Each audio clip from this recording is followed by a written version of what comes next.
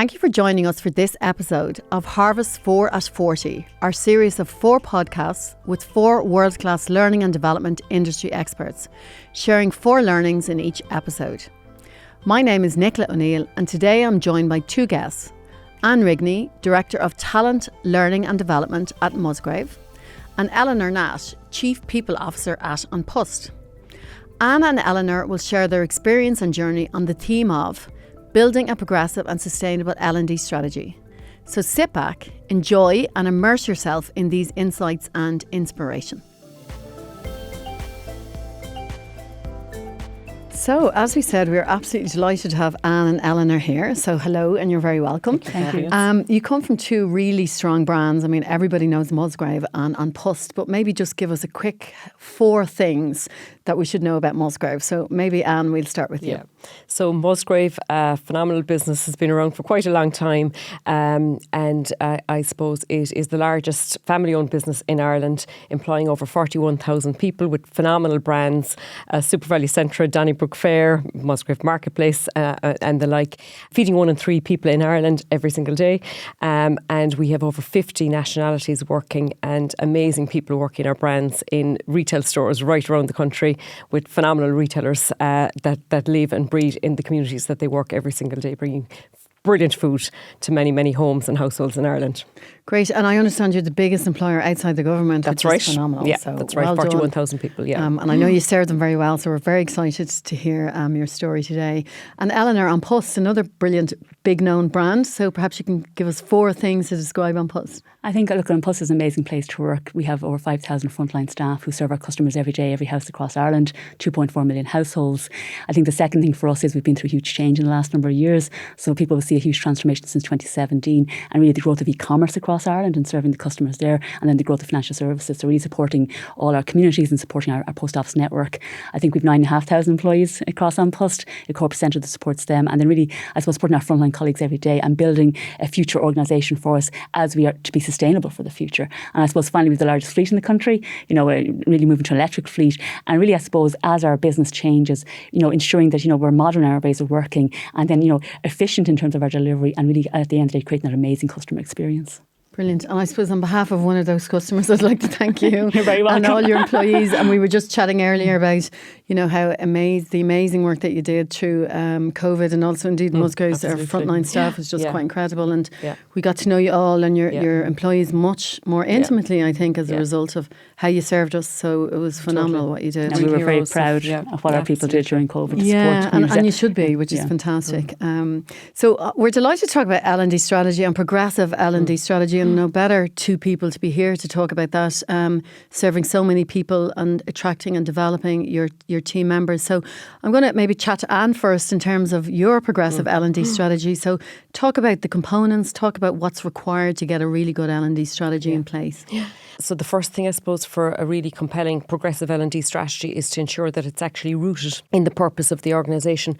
And the fundamental purpose of the amazing organisation that is Musgrave is about growing good business and growing good business in the communities and in every single market that we serve. So how does that relate to an L&D strategy? So the very first component is you translate that purpose to an L&D strategy. And what that means for L&D from our perspective is that our L&D purpose is around empowering every single person to show up the best version of themselves every single day, all 41,000 people, to sustainably grow our brands and our business.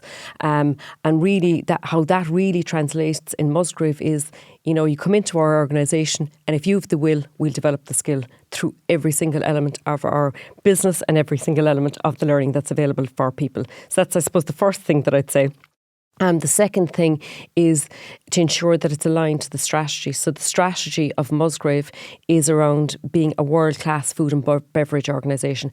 So what that means for us is really being able to clearly articulate from an L&D perspective what is the change, what is the behavioural change, what is the knowledge change that's needed, and at what level. Is it a world-class level when you have ambitions of being world-class?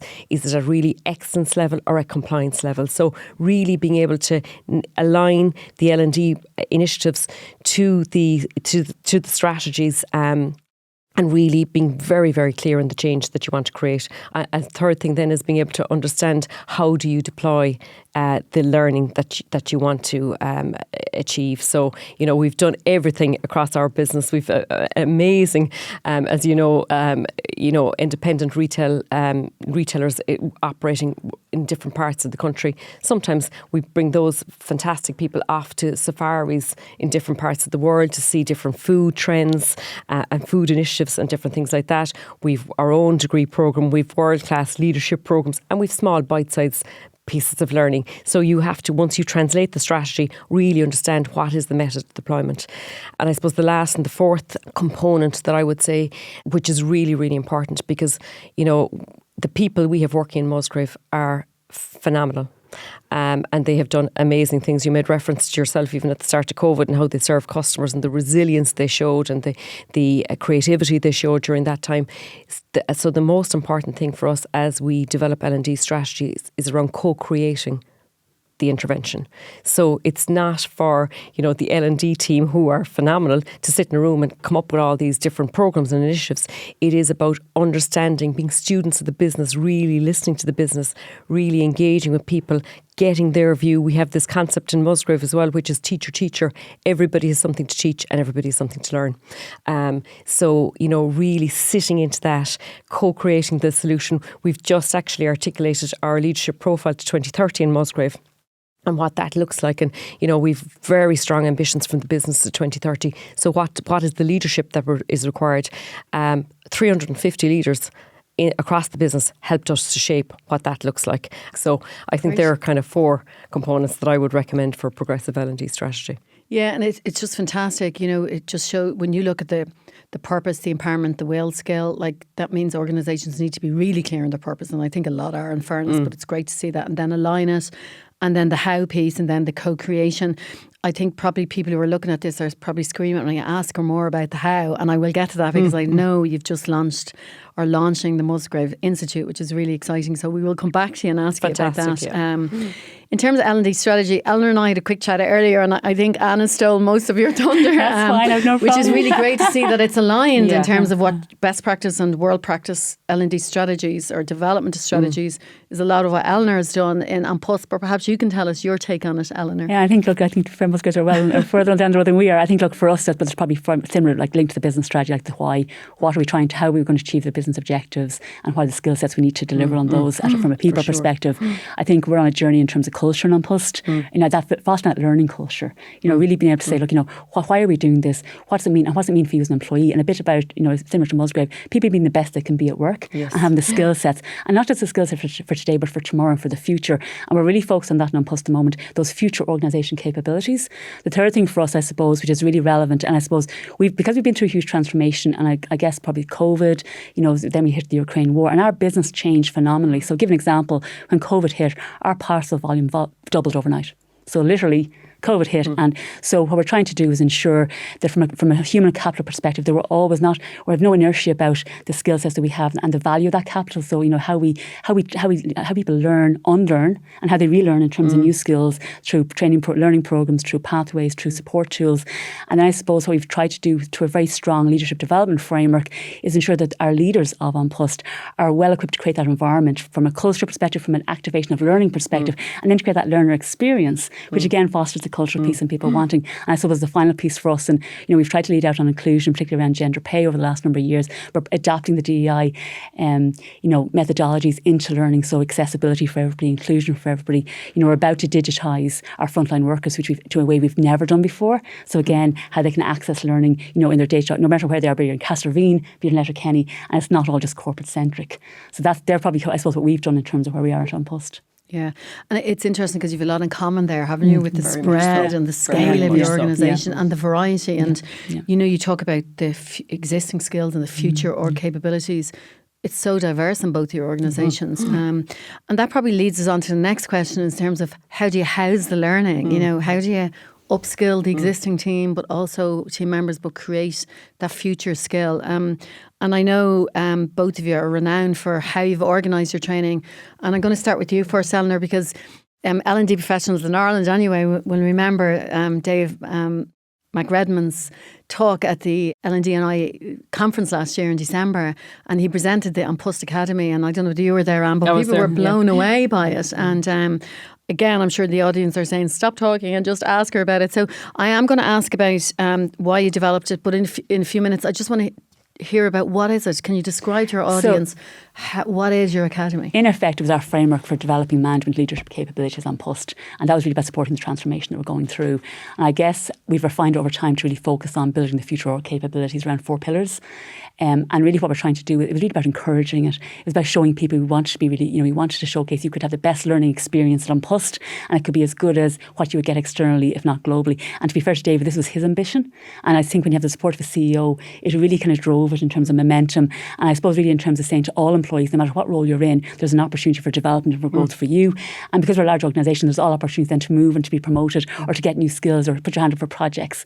So I think for us, it was really about initially looking at the leadership to continue to drive and support the transformation, because it's a significant transformation of our business. And then really as over time, as it's evolved, it's now about looking, we've our new strategy now to 2028, having those skill sets and the capabilities to lead through to deliver on the strategy over the next number of years. So that's, it's been an iteration, but really what we're trying to, it's open for everybody. There's options for everybody through learning pathways, through different learning programs and support tools, and really trying to make it very accessible so that no matter where you are, you feel you have the same opportunities as anybody else. And we've worked very closely equally with our union partners to achieve that as well. So that, the same singular message going out to everybody. And as people join on Post, being really clear, what's my career pathway here and how can I get there and how do we as an organisation support you and get it and encourage you and foster that for you. So I guess it goes back to similar to Anne. We want people to be their best at work and thrive and really enjoy their experience with on Post, and know that if they want to be a postal operative today but a HR director tomorrow, we can get you there. That's really interesting. Congratulations. But you mentioned the 4 pillars, so I don't want to put you on the spot if you can't remember them all 4, but what are the 4 pillars It's then? about leadership, digital, or business agility and career development. So they're the 4 pillars we're about to launch now in the next week. Brilliant. So you're just launching the 4. And you mentioned accessibility, and again, some of our listeners might be thinking about, so we work with organisations that we call, a lot of people, their team members are wireless, they don't have access. Just maybe a little bit of how do you deal with that? So we're about to, in effect, we have all our frontline workers, we're about to give them access to digital, that they now have some online access. They'll all have an email account, and whilst that seems very basic for our employees, this is really new. And I suppose it's part of our wider DigiCore strategy to really be a digital organisation in the future. So that allows us then to open up a whole new world for them in terms of online training via our LMS, via MS Teams, in terms of coming together. So it allows them access that they haven't had before. And it's a journey for us, and it's our first starting point. And really what we want to ensure is that because we have 169 locations all across Ireland, that you don't always have to travel to Dublin, that you don't always feel that I can do it where I am, and also then, but not always remember the peer-to-peer learning. So I think what we're trying to ensure is that there's opportunities and access for everybody, no matter where you are, what role you have, and that's really part of us trying to ensure that if there's an inclusion, everybody has the same access across on Post. Brilliant. Maybe just give me a visualisation. So I'm Nicola, I'm one of your team members. I can log into this institute. So what does it look like? What does my experience look like, if you don't mind sharing that? What your experience looks like is that you can have a conversation. So we always have career conversations with my team, and then they can look within the institute, under each academy, is what's available to me. Right. And then within that, in terms of where I am in my career, is it leadership, is it motivation, is it digital? But they have, I suppose there's a range of options under each of the academies, and then they can say, okay, what would help me? And really it kind of gives them the options available and what we expect from that, and then having that conversation and how will that impact your team, how will that impact you, and how does that support your career development. So a really strong bank of resources that's supported by a conversation. Absolutely. To help people direct. Exactly. So that they're making the right choices. Exactly, yeah. And we want to be quite, years ago I suppose L&D was very focused on individual needs. We want to have more of a cluster towards a common goal. Right. So there's a similarity across the business. It's not just one person doing this and something doing another programme over here. We want a cluster to have the same objective at the end of the day, and then, like for example, for my team who are leading out on all the strategic initiatives, to have the skill set to do that, similar to their counterparts in retail or in commerce. So it's that kind of commonality, but having the same skill sets to some degree in terms of baseline across on Post to deliver on the transformation. There's a huge transformation agenda, and we need people who are really equipped to deliver that for us. Because it's quite interesting the fact that you're basing it on the conversation, so it's quite personalised. Yes, it is personalised. At the same time, there's a kind of a group of people moving through a skill set development, which will raise the bar for the whole organisation. Yes, and we have agreed the organisation capabilities we want for the future. So we do have that benchmark in terms of what we're looking for. So really it's about building towards that and really ensuring for us, it's about people can pick any program they want, but is it the right one for them? Yes. And what do we want them to do differently than what they're doing today? So we are really trying to encourage those performance conversations to be far more what will help you and how will it help the business and how do they work together. So that's what we have found. But it's a journey where, and we are on a journey, I'll be very clear about that. But it's about, we want people to have those open conversations about careers and conversations that how it helps them but helps the business and link it back to their job every day. Because my view is, when you develop somebody and they improve their team, there's an upflow as well from the team and everybody benefits. So it's kind of interesting, regardless of academy or not, it still relies on the old conversation. If you want to improve things, you improve the conversation. So what work have you done with your managers to prepare them to have these employee development conversations? We started doing work in terms of explaining, the why. Okay, and through our leadership development programme, we've done a lot of work over the last 4 years, really in terms of fostering psychological safety, the growth mindset, and really trying to explain to people roles are changing, and be honest with people about that, because actually, the skill set you're going to need in 3 years are different than what you have today. And even when we think about, recruitment, we need to hire for the future, not just to replace someone who left yesterday. So we've started that journey, and I think the other piece for us, I think that's important, is people can still go in and self-directed learning. That doesn't change. They can still, but what we're trying to do is ensure they're purposeful, and we have finite resources so that we're spending our money in a purposeful direction, and we're very clear with people what we're here to support, which ultimately achieves the strategy. Yeah, but it's really interesting to, as you say, to appeal to the rational side of it. Like, we can reject it all we like, but this is happening, and to benefit everybody, we have to have these conversations. And here's the why, which is great. Absolutely, and I think you want. If you have a line manager who encourages it, the team see that, and then they want to do. They're interested, and I think. The world is changing so fast. We don't have a choice. We have to prepare people for the expected and the unexpected. And we would have seen that a lot through COVID. We came out of COVID, then the Ukraine war started. Our business is changing so fast. And people expect us to be better than that. And they want more. So we have to ensure our people are equipped and to cope with the change. Yeah. Like resilience for us now is a huge piece and far more important than it's ever been. Yeah. Like the resilience to deal with the unexpected, to manage it and to still have successful outcomes. So what we're really trying to do is equip our people the best, give them the best development that we can. And that's always been Dave's ambition, that, and you would have heard that at the conference, through a variety of learning options, but be very clear where we're heading and what we're looking for in leadership and across An Post. Yeah, so the prize, there's always kind of the eye on the future. And Absolutely. I know Anna's going to talk about that as well. And just I'm curious, like you're serving 9,000 people with this institute, what type of timeline or, how long is that in the making? And I know it'll never be finished. And Look, I think what we've done it in phases. We start off with our strategic leadership development programme, which is about all our leaders of An Post, and we started that in September 2020. And over time then through the gender pay actions, we've had our different programs for line managers, Aspire, Elevate, Connect. And we've been building out, from that place. So I would say that, we are on a journey. We are now looking at our digital skills, data analytics, all that's become far more important to us as we, move to being DigiCore. But, our frontline workers, whilst we've done a lot of, in terms of learning pathways and career development, once, that is a journey to kind of get to some people are very happy in their roles. Yeah. And we were saying, well, what do you need to do your job? And then what do you need maybe if you want to do development or to, move up or be promoted. So I think it is a journey for us, but we've started really at the top in terms of our line managers, our management teams, and then we're kind of going through the organisation in that fashion, but always ensuring that from a know-how perspective that all our frontline staff have all the tools they need and the skills they need for what they need to do every day, which is ultimately about our customer.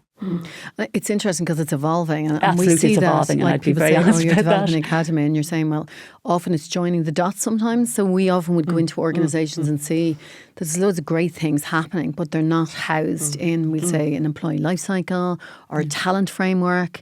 And sometimes it's a matter of just joining the dots and then some, right? And then it's how you offer it in terms of accessibility, or is it done through pathways or learning curriculums? And there's loads of ways to do it. The one thing that we have done on Post, and I'm not sure about Musgraves, but what we find is the power of stories. So we do a lot through we have a Post People app where people share their stories, and we found that to be really motivational and powerful, because people see, okay, well, no, this is what the person, the journey they're on, what they've learned, how they've brought back to the workplace, and their experience, and that's really helped foster, I suppose, if I talk about the culture of learning at An Post, because people, they admire it and they want to be like that, and they want to say, well, what happened, and we then track, well, what happened next, in terms of looking at, well, what when you did that programme and you brought it back to the workplace, did you get promoted, or what do you do with the team? And people love those stories. So what we find on Post is the best way to get a message out sometimes, or to support the culture, is for people to share stories, and it's their colleagues that they share the stories with, and that's been hugely powerful in helping promote that culture. Brilliant. I'm interested in the Post People app, but I'm going to come back to it because one of the things that I'm sure our listeners are interested as well is how do you get engagement, right, and sustain that engagement. But I'm going to come to go to Anne first, if that's okay, and I'll come back to you, Eleanor, because again, you're in literally the infancy of launching the academy or the institute, right, as an academy. So perhaps you can just talk about your journey and what it looks, or maybe tell us what it looks like first and then your journey. Yeah. So just to tell you what it looks like first, the Musgrave Institute, and we are about to launch it. We're probably a year building, I suppose. But I suppose you made a very valid point, and Eleanor made a very valid point. To be honest, where we've come from is we have so many programmes for so many years in Musgrave, from strategic leadership programmes to butchery, bakery, driver academies, digital academies, design thinking academies, you name it, they were there. So for us, launching the Institute is about putting a structure and a framework around some of the phenomenal programmes that we've there already. The inclusion and diversity place for Musgrave is very similar to An Post. Very, very, it's of strategic importance to our business, to be honest, because it makes good sense, because we have such a diverse community of people in that 41,000 people, and every single one of those people has something to contribute to the business. So actually, how we make sure that they are enabled to learn and develop to the best potential, whatever that looks like for them, is really important for us. And to that end, what we did last year, and which is why we're in a position now to do this big launch of Musgrave Institute this year, is we introduced a new digital platform. So that we started building that kind of 18 months ago. It's been in the business now over 12 months. And what that does is it puts learning at people's fingertips, regardless where you are in the business, regardless of who you are in the business, regardless of what level of career you're at or your ambitions. Learning is now, at your fingertips 24/7. So it was about a framework. It was about really implementing that digital platform to give everybody accessibility to learning. And I suppose the third point for us and why we did the academy is our ambition is about being world-class food and beverage organisation. We are absolutely on the journey for that in Musgrave, and really, really proud of it. When you talk world-class, the learning then has to be of world-class standard all day long. So that was really important for us as well. So those are the component, that's the why, I suppose, the compelling why. And Eleanor spoke about, the capability that's needed in the business now is forever going to change. The pace of upskilling and reskilling is faster than it's ever been today. And today it's as slow as it's ever going to be in the future. So it's going to be phenomenally fast. And we know our job is to make sure that we are learning faster than things are changing around us. What it looks like at the moment, it's powered by this digital learning platform. And as Eleanor says, there's lots of learning available. People come in, the induction, the on-the-job learning, career conversations with their line manager, PDRs, mentoring, coaching, and all this. So is it based on the employee life cycle or is it in buckets of themes? So it's in different themes. Right. So I suppose really the different branches of it, to give it you that sense and make it a bit more real for people, is, there is an element around very similar to An Post, leadership development and people skills. There's an element around that. There's obviously then your induction and your compliance. And again, we're seeing more mobility in the organisation now than we've ever done before. So people moving roles and different. So that induction isn't just a start to career life cycle. It goes on forever, and it will go on forever, because people now want this career portfolio, and they can get that in Musgrave in one organisation, because there's so many different elements to the organisation. So there is the leadership and people skills, there's the induction and compliance, there is an element for the core and emerging skill sets that's forever changing. So there's core skill sets, the like of service excellence and project management and all of those phenomenal things that are really needed in the business. So they're core and they'll always be there, those skills, but they're changing how we do them. And then there's emerging skill sets, obviously. You've got your professional and personal development is another branch of it. And we've a branch specific then for early careers, because that core, that they are the pipeline of talent for the future of the organisation. So we really put an emphasis on graduate programmes, internship programmes, transition year programmes, apprenticeships, and all those different kinds of things. So that's kind of they're the different branches of the Musgrave Institute, and it's all powered by that digital learning platform. And is there a pride to an extent for your employees now to be involved in an institute offer? Is there a certain pride around what they're engaged in? I think there is. I think absolutely there is, and I think people are putting an awful lot more value on learning and on developing. And I think that comes from, we're living in a multi-layered society now, no matter how you engage in society, you know, and when you think about the world of work, multi-generations at work, you know, now, you know, there's so much to learn from so many different types of people when you have that multi-generational approach. And every year we've this early careers summit. And what happens to that is the number of people are selected to do business projects. So, you know, they're early days in their career in Musgrave and they're selected to do this. They're put into teams to do this project on a particular business strategic project. So they have a particular team they work in, and they're given sponsors that are obviously later in their career in Musgrave and mentors and different people. So they work through the project and then they present back to a room full of 100, 150 people, members of the executive, a big gig that they stand up on stage and they talk about the project that they've done and the learnings that they have, and they provide recommendations to Musgrave on how we can do things faster, better, simpler, whatever it might be. Learning that's in that for everybody is phenomenal, because you've got these early career people that are spending time working together, learning together. We give them development as they go through the projects. They're standing up on stage, out of their comfort zone, presenting. They learn an awful lot from their mentors, which can be members of the executive, and they get access to members of the executive early on in their career. And we all learn. So we're sitting in the audience and we're hearing from these people and their views and their insights. And it is just like when you think about that multifaceted, multi-generational, I love that. I love seeing that. It's a lifelong experience. Like they're going to carry that experience forever, plus the networking, plus the fact that they've navigated the organisation to even get up on that stage to present, which is fantastic. And we have a bit of a joke, Anne, when I'm in Musgrave and people say, oh, I'm 10 years here. Oh, you're new, so. Same as in Foster. Yeah, and but like it's phenomenal. You've people who are 25, 30, but they've had maybe 5 or 6 tours of duty and have never repeated the same year twice. Absolutely. And I commend you for that.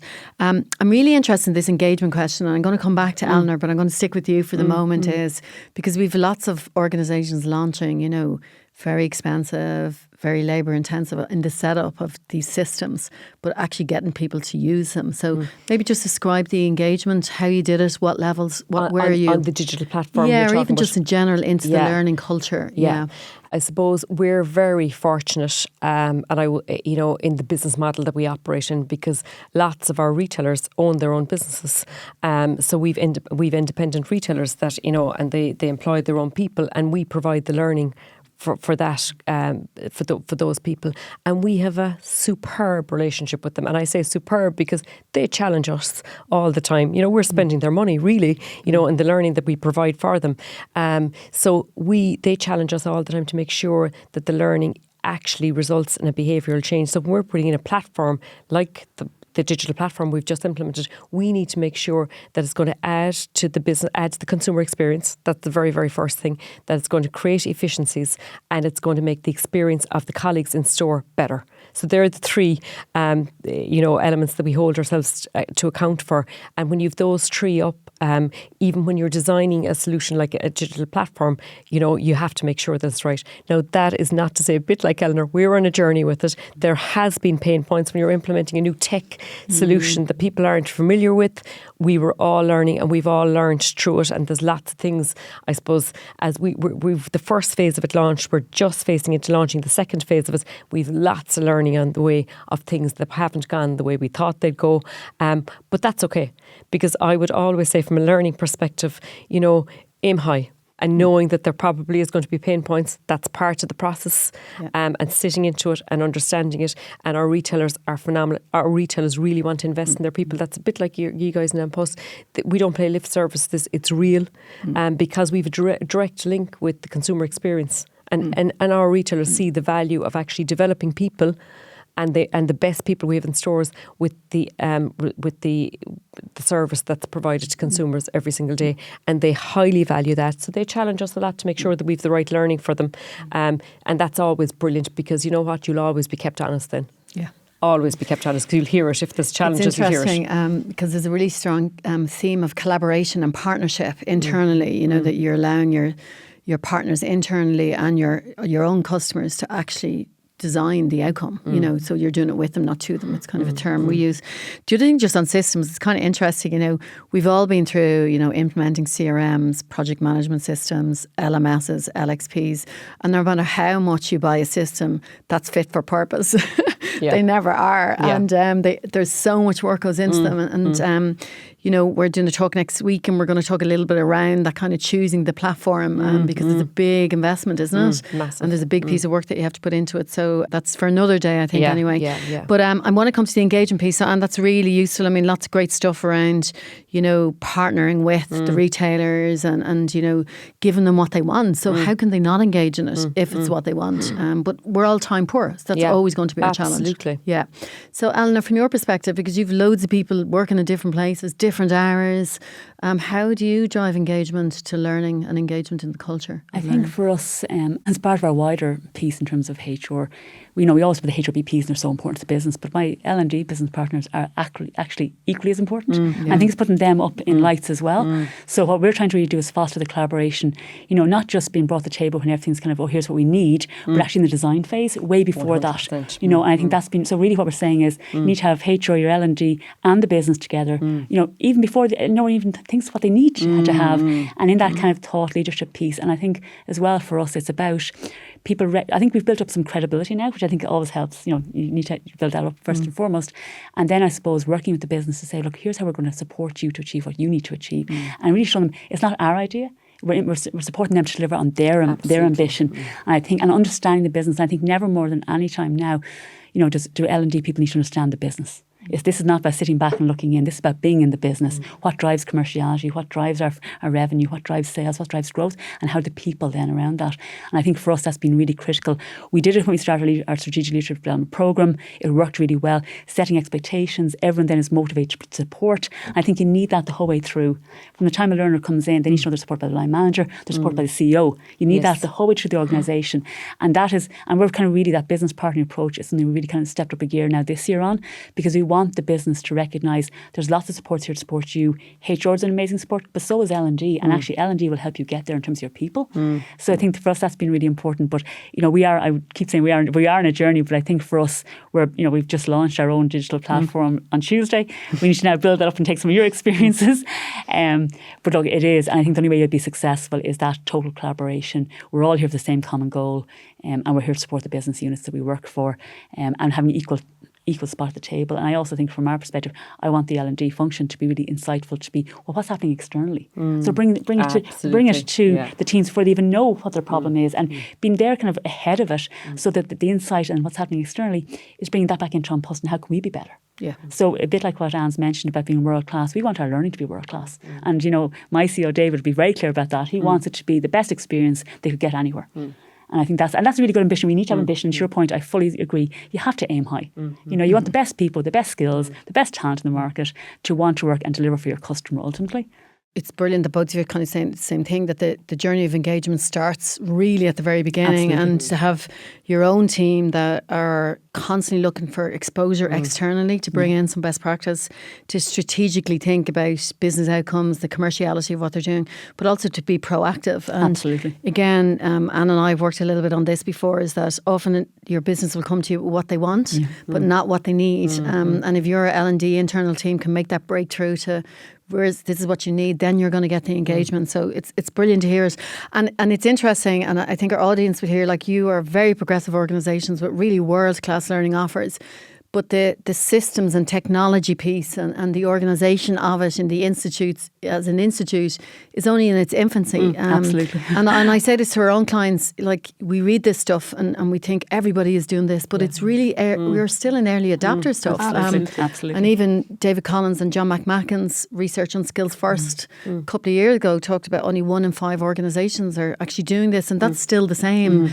But we're seeing that most organisations have an ambition now to do this, to have their learning organised in a way that's accessible, that can create paths, but also focus on skills. So it's great to hear that you have cracked it, but you're only at the beginning of it. So at some point we'll hear from you again. Absolutely. But I just have a last question, which is really important, is, and you've been totally honest up till now, and if we look at the theme of our 4 of 40, the 4 learnings to date, and I know you're going to continue to learn, but in this journey, Anne, what is kind of the 4 key learnings for you that you'd like to share with our audience? 4 key learnings from me, and I talk about myself now as much as everybody else, that is I think the first thing is continue to develop mindset, work on mindset. You know, I think lots of people, be it leaders or be it people consuming learning and development, if you keep working and putting, I often compare it to a mobile phone, you know, you keep putting the knowledge in and adding new, and if you don't work on the operating system, things can get slow and sluggish, you know. So if you're not shaking your thinking, you know, pretty regularly, to be honest, you're not learning at a level. So I would say that is the first thing. Second thing, similar to Eleanor, that I have a mantra all the time, is be at the table.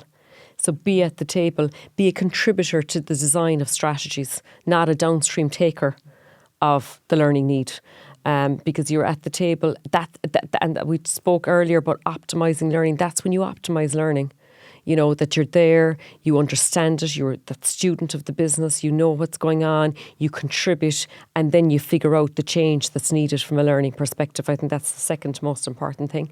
And we, as you know, Nicola, there's a team working in Musgrave in learning development and employee engagement in early careers.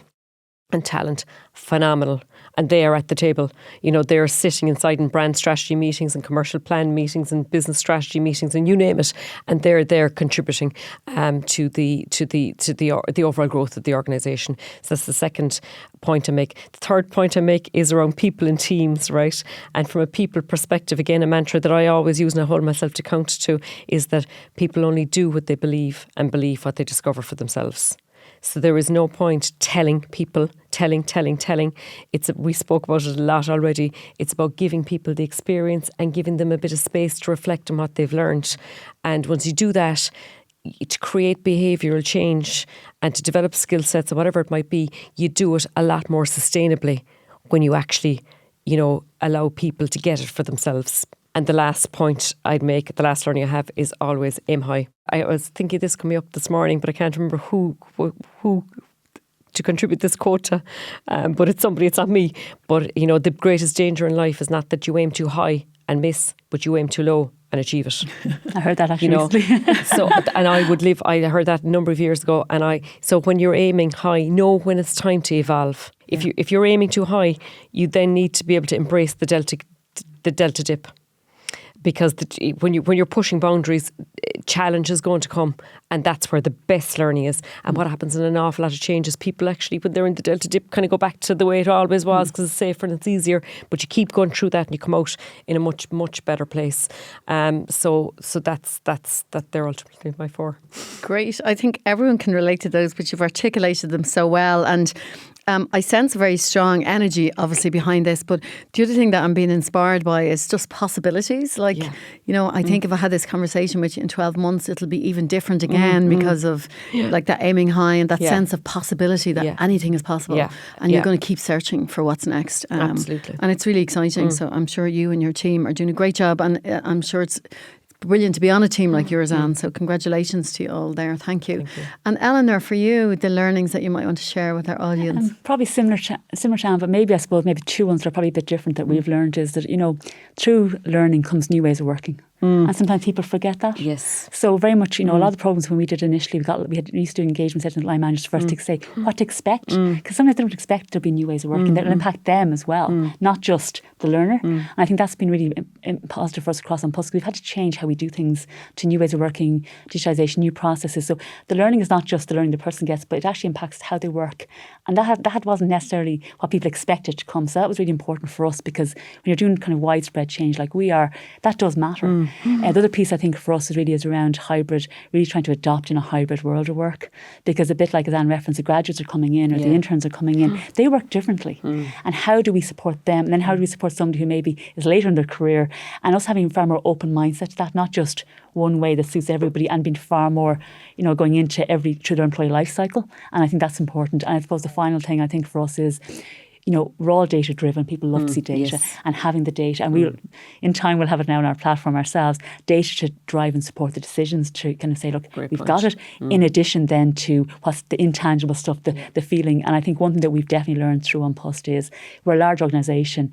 We've broken down silos, which is a totally unexpected consequence, which is brilliant, and continue that peer piece. So, you know, we can see a lot, which we can't touch, we can see it. Yeah. And then ultimately, I suppose, the collaboration, I think that, you have to be there from the start. And you have to challenge as well. Don't be afraid to challenge. But I think you've got to be there from the start, because that's when you add true value. And that's when you show up in the best way as a support function to a business. Because I'm really my job, because the frontline staff are out there delivering post every day in parcels or retail counters, and we never forget that.